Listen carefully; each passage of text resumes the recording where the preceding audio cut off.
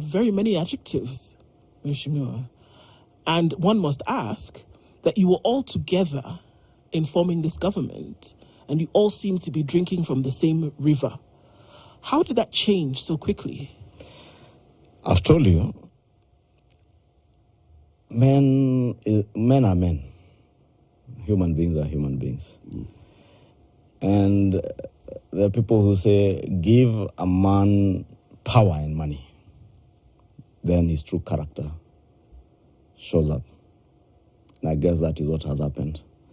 When people got power, they got access to state resources, then their true characters came out. I don't know what you would say of a person holding high office who walks into a meeting in State Lodge, grabs by the collar a junior officer, the name of Dennis Itumbi, threatening him with physical assault within the precincts of a State Lodge on the basis that someone who had no defined role until recently, I think he would say his work is come here, go there, is not tweeting the things you want him to tweet. Why would you, if you hold high office, be so petty and vindictive with leaders because they are not kneeling before you and hailing you as the king and the greatest of all? Why would you, for instance, be belittling your own member of parliament and telling the whole world how much dowry you paid at his wedding, how you spent your time and money, and mind you, I spent more money and more time in Kiambaa constituency, to a young man like Njuguna Kawanjiko, the member of parliament for Kiambaa? Why would you insult the lady, gracious lady who represents the people of Baringo County and call her a prostitute? Because people have refused to sing to your tune or because they have associated with people you do not like. Florence Jamatia was insulted because he was working at the time being with the member for Kiharu. You've heard the member for Kiambaa narrate his ordeal. And I can tell you, members of parliament, especially those from the Mount Kenya region, have harrowing stories of what they have had to go through. I said the other day, many of them shudder in fear because of this desperation and attempts to intimidate them, because you are desperate to pull people together from a region so that you may use the levers of that region and the people, one, as a shield and a mask to mask your true character, and two, to blackmail government and the president. Are you saying none of these character traits were evident previously? Well, 30 months ago, when all of you were, as Ndu said, drinking from the same river? You know, I say it as it is. And that's even now, I am saying it as it is.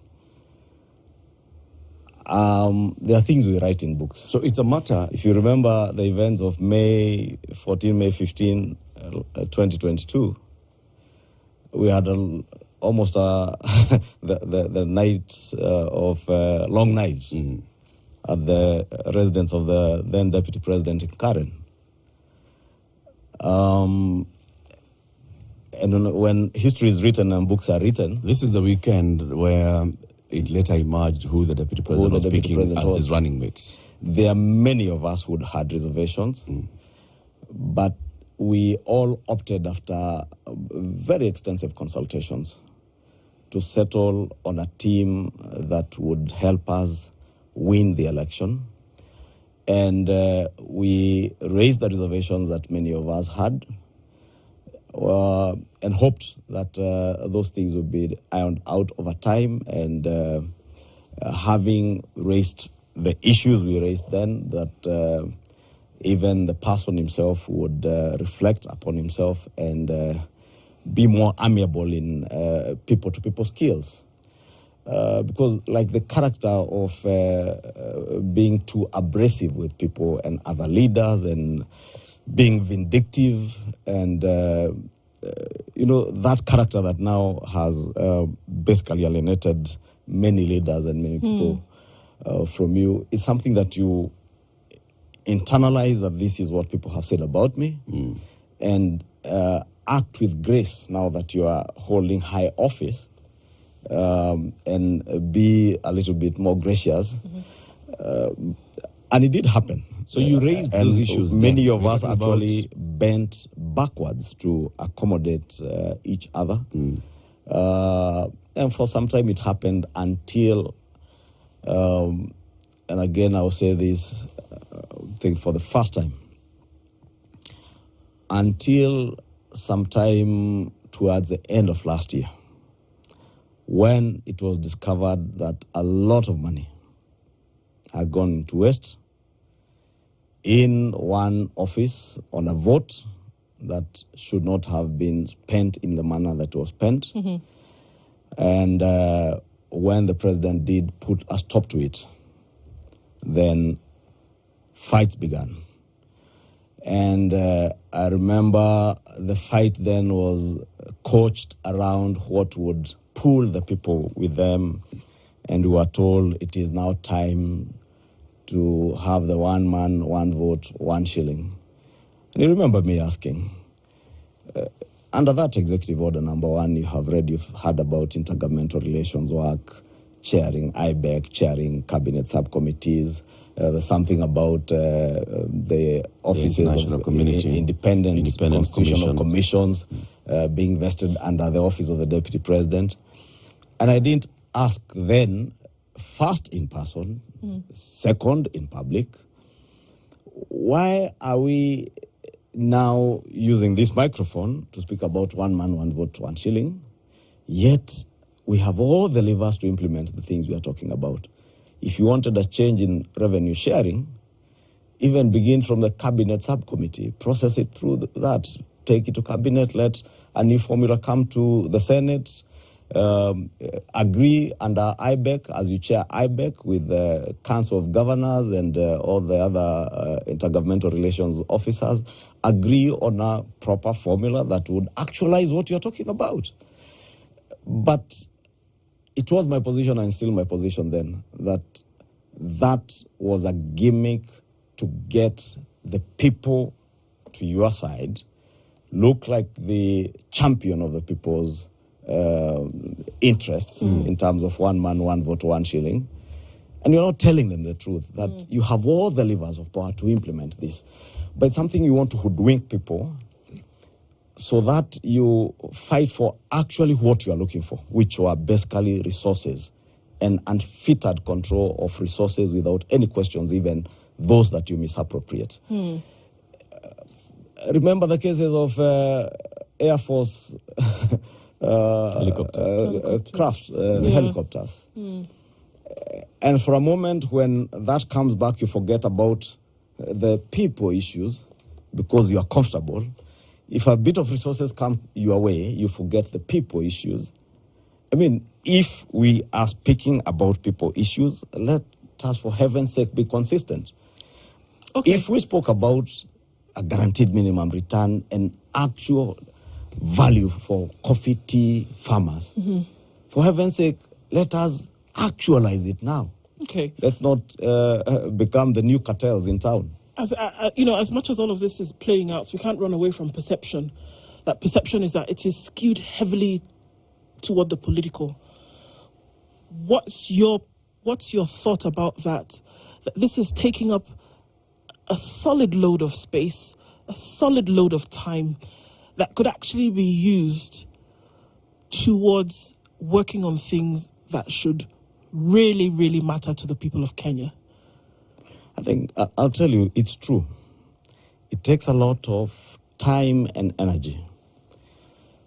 And that is why, for instance, we as the people's representatives purposed not to get distracted. Focus on that which we ought to be focusing on and on delivery. Ensuring that, for instance, you remember, and we can only learn from history. This is the second deputy president under the current constitution. The president was the first deputy president under this new constitution. We saw when William Ruto was deputy president, we saw him on your TV station here on KTN, Citizen TV, NTV, almost all our national TV stations. Articulate government policy, defend and inform Kenyans on what government was doing. And he became like the official spokesperson of government under the Uhuru Kenyatta regime right from 2013. You remember, hardly would President Uhuru Kenyatta, probably he would do 1 or 2 interviews in a year on national TV. But the person who was on the ground on TV stations and media everywhere, every day, was the then deputy president, articulating government policy, informing Kenya what government is doing. We have a situation where now we have a deputy president who has never patronized a single national TV station to articulate government policy. He has never been anywhere to defend any government policy, articulate what government was doing, inform Kenyans. The only time my good friend has been on TV or radio is vernacular radio stations and vernacular TV, not articulating what you are doing as government, but whining and crying about this or that. That's personal. And when we realized that as elected leaders, we said, fine, we can choose to take this route. Then we end up doing what you're saying. We end up consuming a lot of our time on political issues, on whining of an individual, on my dissatisfaction with this or that. But what about the dissatisfaction of Kenyans, of the people who elected us? And that's why we say, let us focus on the disaffection of Kenyans, focus on those issues, and find alternative ways and means of resolving those issues. And for instance, that's what we did last week when we asked the cabinet secretary in charge of national coordination in the national government to help us in the coordination of our projects in our region, even as he does his work in coordinating national government projects across the nation, so that we have a focal point and a link between us and the executive to actualize the promises and the pledges we made to the Kenyan people. It is not a fact that we can run away from, that there are many stalled projects across the country, some that stalled way back as 2016, 2017.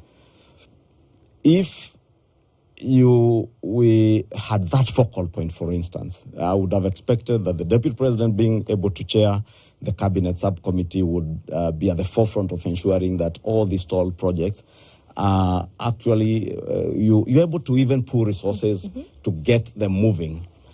And that has not happened. I would have wished that that would have been our focal point of rolling out development projects. I'm confused sometimes, Kimani, because on one hand, I hear you many times saying, when you talk about regional politics, that's parochial, that's tribal, that's just demagogy. But on the other hand, you're among the leaders who are sitting in a meeting and appointing somebody to be like the spokesperson and the coordinator of the region. The same parochial and tribal and regional is the same thing you're practicing. Let me say this. We represent people. People who have issues. I represent the people of Kikuyu first and foremost before even I am the leader of Majority in the National Assembly. I have a national duty as a leader of Majority in the National Assembly. And I will not belittle my office now as Majority leader to be a focal point of Kikuyu politics, for instance. But when I work as member of parliament for Kikuyu, I pursue the interests of the people of Kikuyu as their member of parliament. And therefore, when leaders come together from a region to pursue the interests of their people, especially around development projects, there is absolutely nothing wrong with that. How I wish. But that's exactly what the deputy president has been talking about. Latif.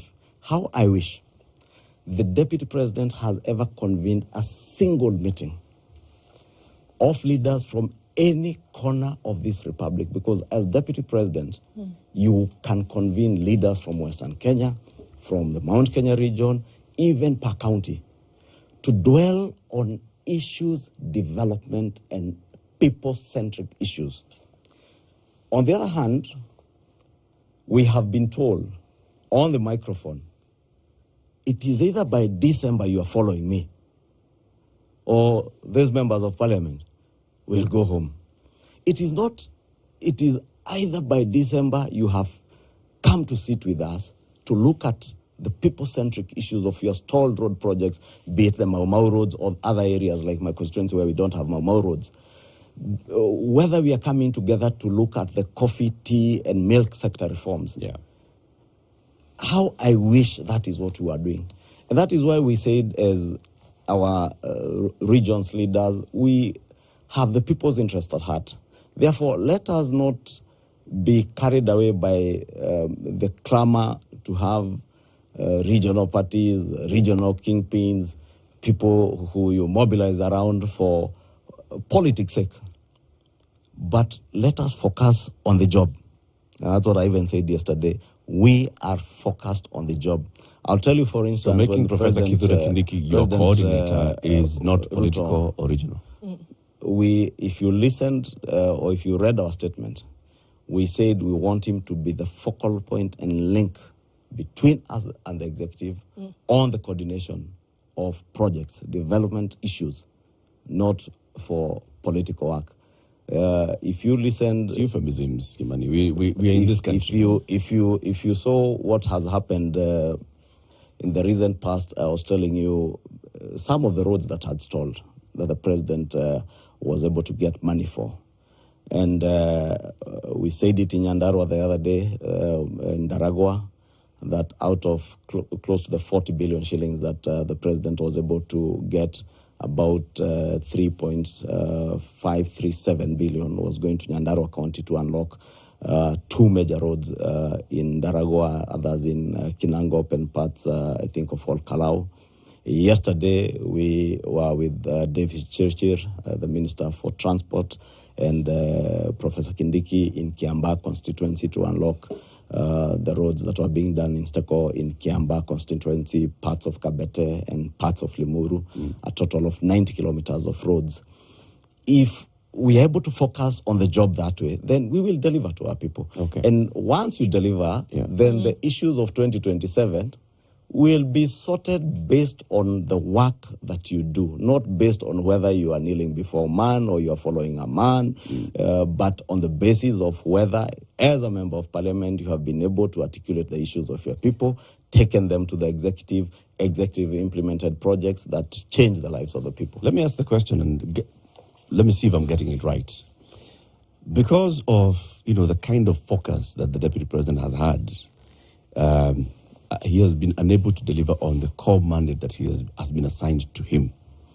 And that has left people in the dairy sector, the tea sector, the coffee sector, for example, complaining and feeling the promise of the Kenya Kwanza administration is not being delivered. Am I correct? Yes, no? To an extent, you are correct and on point. And not just that, Latif. I said, even in the being able to articulate and push government agenda. Okay. That office should be the focal point, as we saw in the past. Okay. Be there, articulate what is it that government is doing. I hardly ever hear my good friend ever speak anything to do with the development of the people. And I stand vindicated, Lat, if you would play for me one clip where my good friend, the Deputy President, is articulating government policy anywhere. Get me a clip where he is speaking to the stalled projects anywhere in the country, or explaining what the new higher education funding model or the social health insurance fund is about, articulating issues to do with the growth of enterprise. And for instance, when I came here last time, and I think I was on KTN, and I tried in a way to explain to Kenyans some of the issues that were being raised in the finance bill, especially around the manufacturing sector. I mean, in this regime, unless the president is speaking, nobody else comes. So where does this leave the president with all this? Where is the president when his deputy, as you say, appears not to be in touch. In touch with the people, appears not to be working to deliver on the promises of the people. Where is the president? The president is left overworked, and because the buck stops at his desk, then every other finger is pointed at the president. But we all have a responsibility as leaders to offload some of these things from the president and help him to actualize on what we promised the people of Kenya. What action is he taking to speak to his friend? Because he has told us many times, the president, that the deputy is his friend. He picked Rigathi Gachagua as his running mate because of very many qualities that he saw in the man. I don't know. Today, what's the president doing? I don't know what I would tell you, because that question, I think, would be better answered by the president, the deputy president themselves, not me. As a member of the team, as a senior member of the